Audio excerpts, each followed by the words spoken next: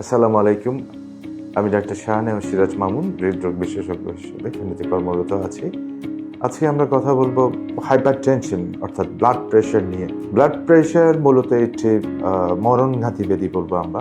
যখনই আপনার এটি শরীরে দেখা দিবে, আমরা আপনাদেরকে বলবো যে ব্লাড প্রেশার কিন্তু ছোট থেকে শুরু করে বড় সকলেরই ব্লাড প্রেশারের রিলেটেড বিভিন্ন ধরনের রোগাক্রান্ত হয় আমাদের রোগীরা।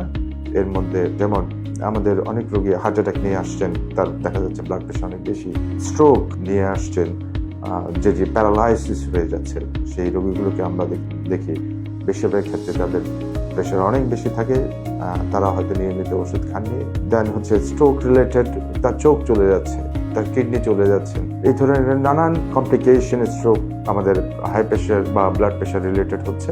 সুতরাং আমরা আপনাদের কাছে আজকে আসছি এই ব্লাড প্রেশারটাকে কন্ট্রোল করে রাখা বা কিভাবে আমরা কন্ট্রোল করে রাখবো, এর কোনো ওষুধ ছাড়া অন্য কোনো ওয়ে আছে কিনা সেটির ব্যাপারে কথা বলতে যাচ্ছি আজকে। সর্বোপরি প্রথমে আমরা বলবো যে প্রেশারটাকে আপনি যদি কন্ট্রোল করে রাখতে চান, আপনার যে ডাক্তার বা চিকিৎসক যিনি আপনাকে ওষুধ প্রেসক্রাইব করছেন, সেই প্রেশার ওষুধটি রেগুলার খাওয়ার চেষ্টা করবেন।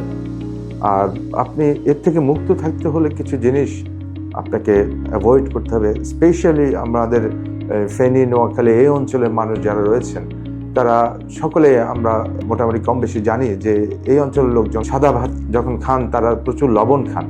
আপনাদের একটি মাত্র শত্রু হচ্ছে এই লবণ। আপনারা চেষ্টা করবেন ভাতের সাথে লবণটি এড়িয়ে দিতে, তাহলে আপনি এই ব্লাড প্রেশার থেকে দূরে থাকবেন।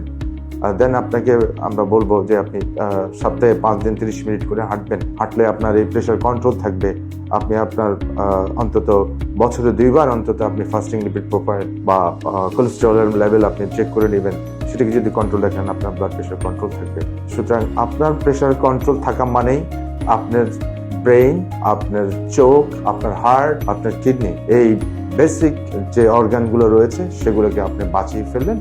আপনি শুধুমাত্র আপনার প্রেশারটিকে কন্ট্রোল করুন। ধন্যবাদ সবাইকে।